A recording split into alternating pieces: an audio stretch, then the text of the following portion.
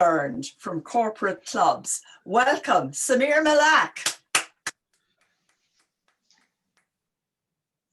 Thank you so much for that warm introduction, Evelyn. It is a pleasure to be back with District 71.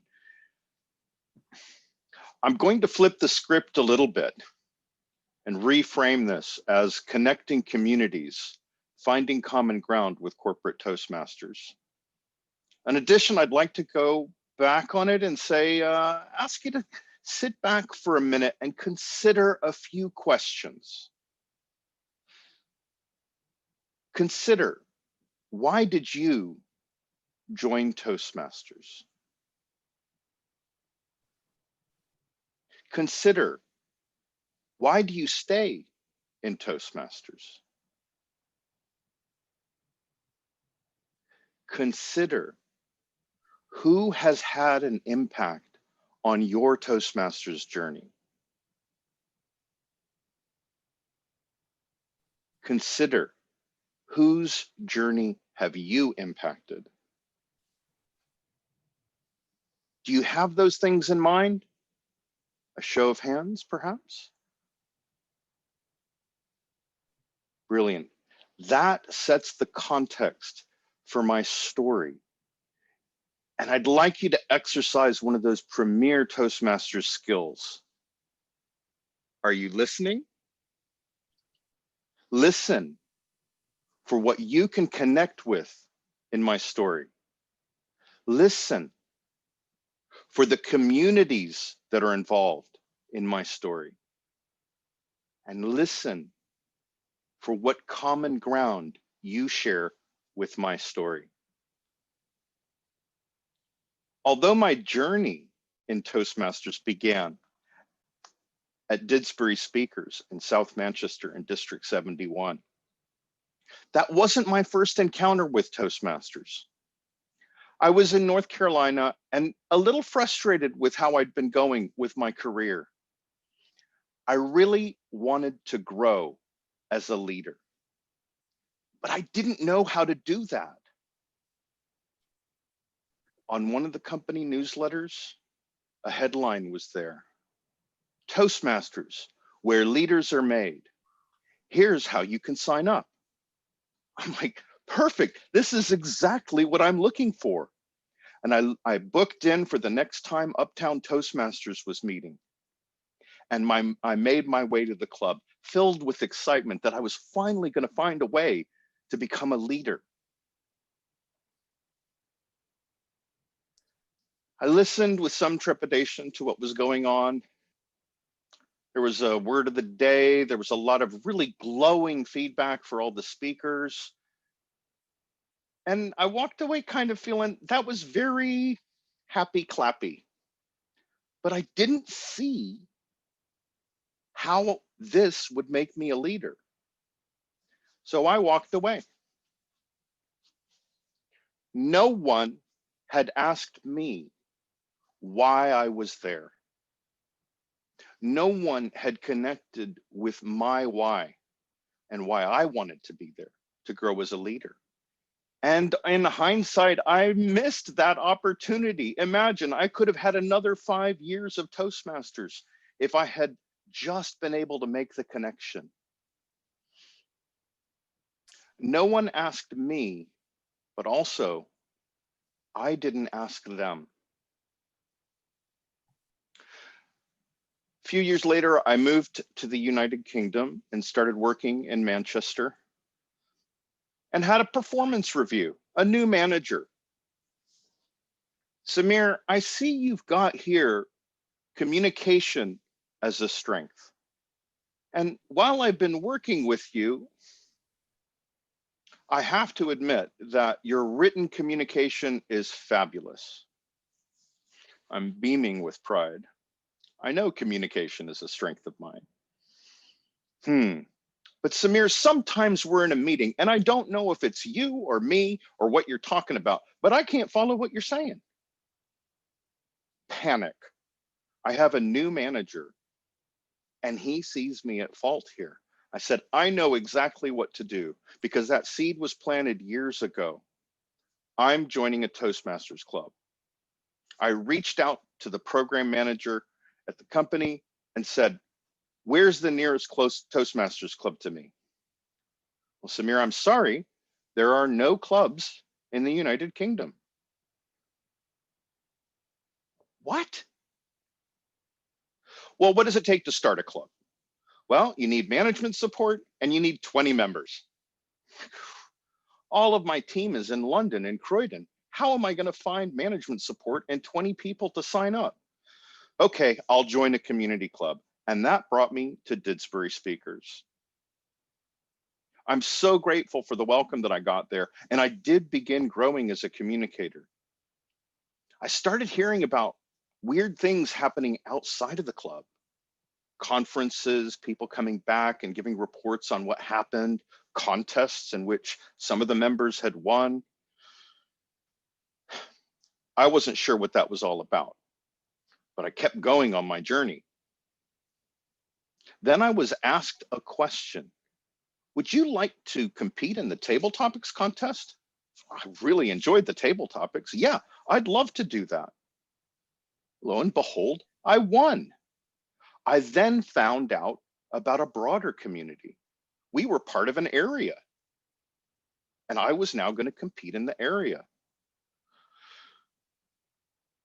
It was a nerve-wracking experience. The question I was asked was one I felt I was very ready to answer, and I thought I did really well. When I heard the winner, I was blown away. He came back to visit the club, and I asked him, how did you do that? It sounded like a prepared speech. You had quotes, anecdotes, you told this brilliant story. He said, Samir, the key is practice. Practice, practice, practice.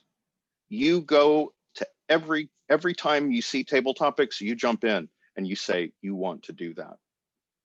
And I began to do just that. I asked him a question. Later that year, I moved to London. Still no corporate club, so I looked for the closest one to the office, and that was Croydon Communicators, just a 5-minute from work. And I started going there. In the course of my growth there, I began to meet more members and to find out some of them are actually also at the same office that I work with. Haha.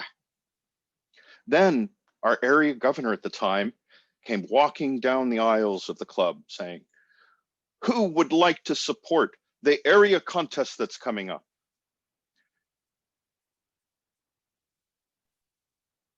Hand, what are you doing? Why are you signing up for this? You don't know anything about this, running an area contest. But my hand was up, and I went to Croydon Park Hotel for the meeting, and we talked about what was needed. And then another question was asked. Who wants to reach out to the other clubs in the area and get volunteers to help us make this happen? We need ballot counters, we need judges, we need representation from all of the other clubs in the area. Okay, this area was becoming real to me, and I found my hand going up again. What are you doing? You don't know anything about these clubs. But putting my hand up was one of the best things that I did. I started visiting the clubs, and one of them was Bromley Speakers, where Evelyn was actually delivering a speech. And in her introduction, she talked about how she had been, in her introduction, the introducer talked about how she had started multiple clubs, including Bromley Speakers. I'm going to have to reach out to her. Here's someone I connect to. I noted it down and said, when I'm ready to start a new club, I will connect with Evelyn. Now, before I could start this club in Croydon, I needed people, and I'd only found 4 or 5 other Toastmasters at Croydon Communicators who worked at the company. But then I'm visiting our London office, and in the lift is a poster, Toastmasters, where leaders are made. Wait, you're starting a club here, a corporate club? Not without me. Haha. I reached out to them and said I would like to be there, but traveling to the London office was a pain. What could I do? I'll sign up as the VP of Public Relations. And that way I'll be able to find out when we've got enough people in our new office in Bromley, I'll be able to start a new club. Then they said, well, we need to do a demo meeting. How many of our officers have Toastmasters experience? They all looked at me. I was the only one who had any experience. I said, well, okay, I know 5 other employees who can contribute to the demo. They've got experience and it'll bring credibility to it because they know how Toastmasters works. So we did the demo meeting. And as we began to grow the club, I began to take note of all the people in the Bromley office who would be able to start this new club in Bromley. It was really hard working with the officers. Every time they had a question, they would come to me and I would go running back to Croydon communicators saying, what do we do? What do I do? How do I answer this question? Especially challenging was our VP of Education. I just could not get him to connect with our members and get them excited about roles. Then something happened. The VP Education reached out to me and he said, I heard about this conference that's going on. I think I'm going to go there. I said, okay, that's great. I'm doing something that weekend. I'm not going to go, but enjoy it. Have a great time. When he came back, he was on fire. He said, here's how to do exceptional evaluations. I found these resources. And suddenly the club was vibrant and alive. Everybody was learning how to give feedback, delivering speeches, and we were supercharged. Started going from strength to strength. In the meantime, my PR campaign had picked up and I found 80 people in Bromley, started reaching out to Evelyn and our area director to say, how can we get this club started? 2 club sponsors, Croydon Communicators and Bromley Speakers. We began to grow. And I asked our area director, can we reach out to other clubs here to see if we can get mentors for our members so that they'll be able to grow more quickly and find out how it works? She put out the call and there were no responses. He came back to me and asked me a question. Samir, there are a lot of clubs at your company. You've got a lot of experienced Toastmasters there. What if you reached out to them for mentors? Brilliant. I will do just that. I will reach out to them and connect with them and see if they'll mentor our members. So I ring up the Toastmasters program manager. Can I get some time in your officers meeting to put out this call for a global mentoring program? Absolutely, Samir. I did. And lo and behold, I connected with a colleague I used to work with in North Carolina. He said, what are you doing? Why are you in Toastmasters? Where are you going? And I shared with him, well, I'm going to be area director next year. And this is the kind of progress that I've made. So this is kind of where I'm at. He paused and I could hear him crunching numbers in his head over the phone lines. I said, yeah, okay. If you're really deliberate about planning your speeches, in 2 years, you could get your distinguished Toastmaster. What? I'd heard about this DTM, but I thought that was decades away. I could get this in 2 years? Yeah, absolutely.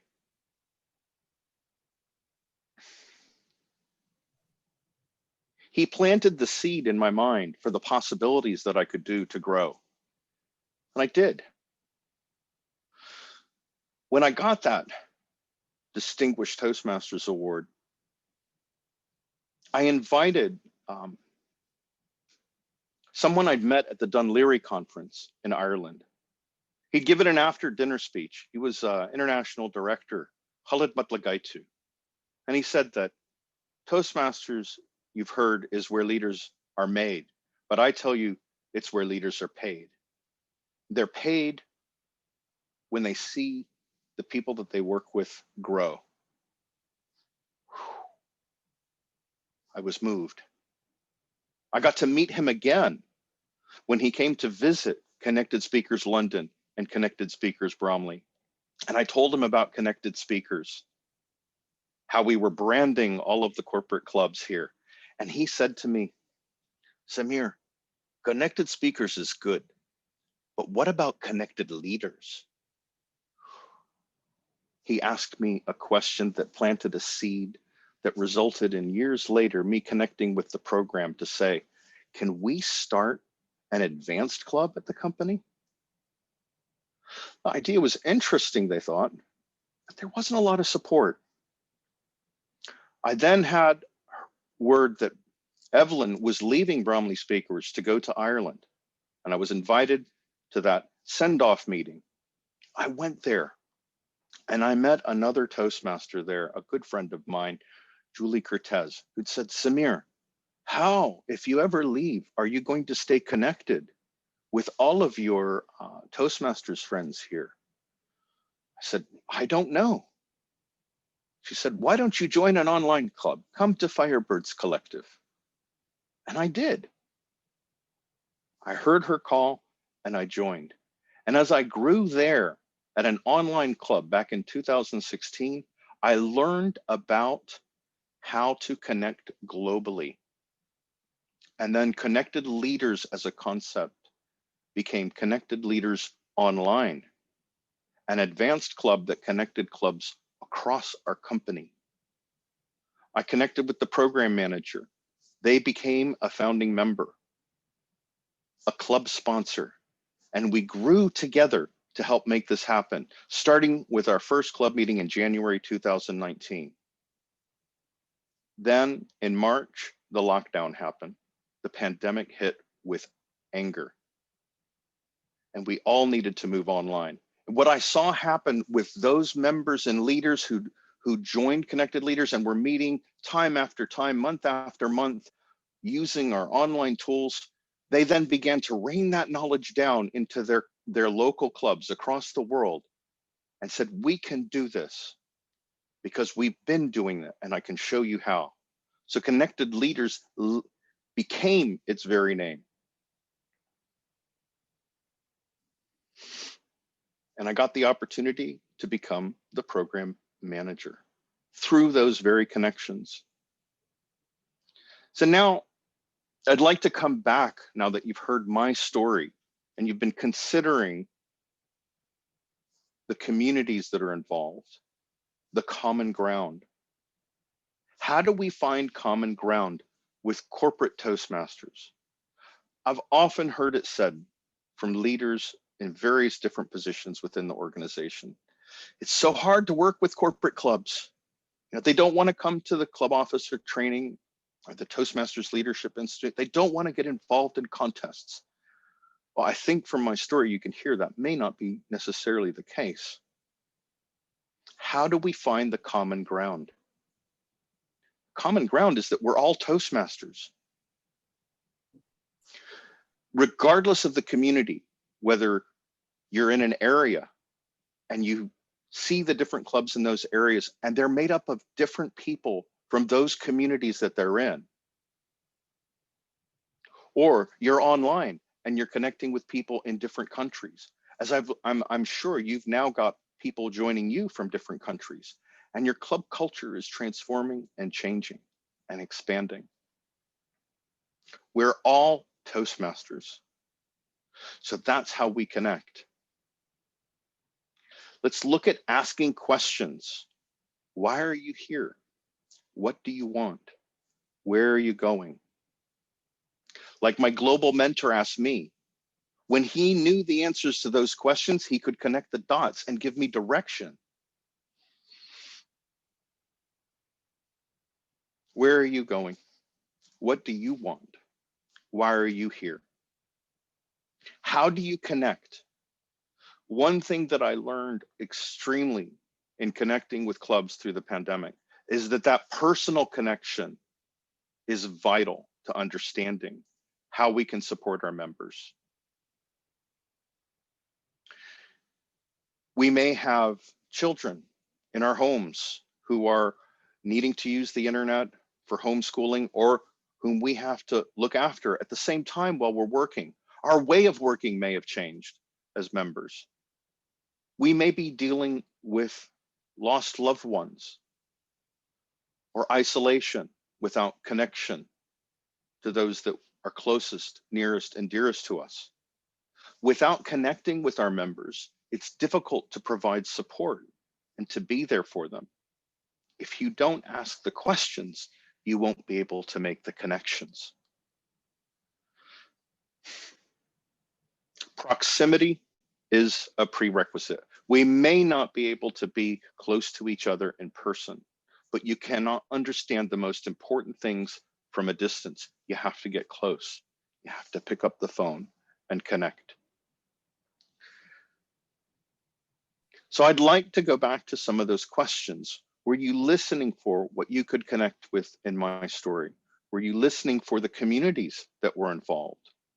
Were you listening for what common ground you might have with my story?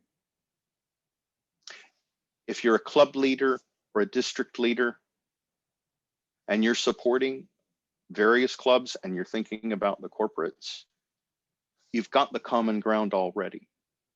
You can ask the questions, and by making the connections, you can help support them even more strongly. How do you get started? You can look at where the greatest need is. We have these great reports that can show us which clubs are struggling and which ones are thriving. And if you connect with the leaders in those two communities, you can learn for those thriving what's working, and for those that are striving, what do they need, and possibly connect them together to help support even more. So I'd like to ask our Zoom masters if we can open up the chat now and spend the next few minutes in conversation. Let's have a dialogue. Do you see how by connecting communities, we can find common ground with corporate Toastmasters? What in my story do you connect with? What questions do you have? You can ask your questions in the chat. And if you'd like to speak, maybe give some sort of signal, perhaps even in the chat, and I'd be happy to call on people.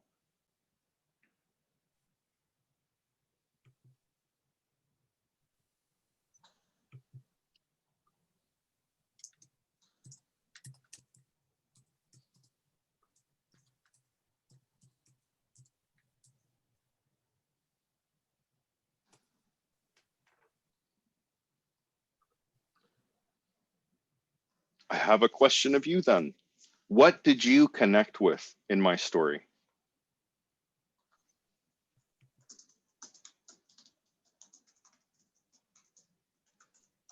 Can I ask a question?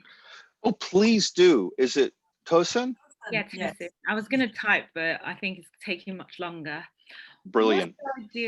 What would you say is the ideal icebreaker, especially for members that are not really close? They don't really like that phone call, or they often don't reply messages. What would you say is the best way to connect? Because I love your statement about personal connection being very vital to understanding how we connect members. How can we break that ice and make them see that it may not even be about you, it may be what the member is insecure about? How do you go about doing it? That's a brilliant question, Tosin. So the approach that I have taken is just to set up maybe 15 minutes. And can I get 15 minutes of your time? I'd just like to check in, see how you're doing, and take the first bit of that just to listen. Ask them how they're doing. What are the challenges they're facing? What are they doing? And that gives you a context of where they are, and then an opportunity to connect what they're going through with what opportunities are available. Could I start that with you? How are you doing? I'm doing well, and I'm really just looking for more ways to get members a lot more engaged, because we've been away for over a year now and I can see some motivations dwindling. So yeah, at the heart of it, I'd like to see more of that. So thank you. I hope you're doing fine as well. Thank you for asking. I'm doing really well. I'm learning how to thrive, and I appreciate your question. I'm glad to hear you're doing well. And it sounds to me like your challenge is how to get members engaged. So then when I know that, then I can hear in what you're saying that you've got a passion for your members and a concern for them. So by interviewing and connecting with several of them, you can then make the connection to what might be able to serve them. If it's just, I need a break, I need to just reconnect, perhaps say, do a workshop that's going to hit those points of where they want to connect with. So now also, you may be surprised to find perhaps they're overwhelmed. Say, well, could we keep you on the list and keep connected with you? Is it okay if I check in with you in a couple months, see how you're doing? We've got a category we've called members on leave to say, okay, they're overwhelmed with work and the other challenges we faced during the pandemic, and we're going to keep them on the mailing list and keep connected and check in with them every now and then. I'm seeing a question in the chat. Our club has lost several members since the pandemic struck. Do you have any suggestions as how we can recover those members? I do. So I think it's a similar thing. It's do you recall why those members were there? Do you recall why they were coming? If you have that 15-minute connect with them, can you find out maybe what they need, what challenges they're facing, and connect it with what your club's offering? Does it present an opportunity for you to alter the way you're doing your club meetings to offer that possibility even more? I see the red light. I think I'd like to just, if I can, close with one more recommendation. So our first questioner asked about the icebreaker and breaking the ice with those members. Another way to connect is with that level one. In the icebreaker, recommend as a suggestion that they tell something about why they've joined the club. Why are they in Toastmasters? And then the members get an understanding of it. Now, the next project, evaluation and feedback, provides you an opportunity to tell that story again. So members that weren't there can then connect with what they need. And then they can deliver it a third time. And by then, most of the members know why the members is there and can connect with that and can support them in their journey.